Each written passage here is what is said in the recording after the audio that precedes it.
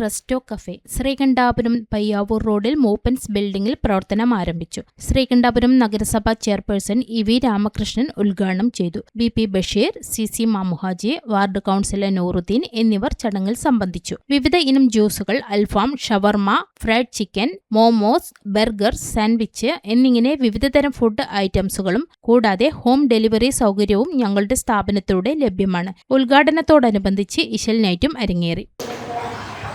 മലയോര മേഖലയുടെ സ്ഥിരാകേന്ദ്രമായ ശ്രീകണ്ഠപുരത്ത് പയ്യാവൂർ റോഡിൽ മൂപ്പൻസ് ബിൽഡിങ്ങിൽ 2C റെസ്റ്റോ കഫേ എന്ന സ്ഥാപനം ഇന്നലെ തുറന്ന് പ്രവർത്തനം ആരംഭിച്ചിരിക്കുന്നു.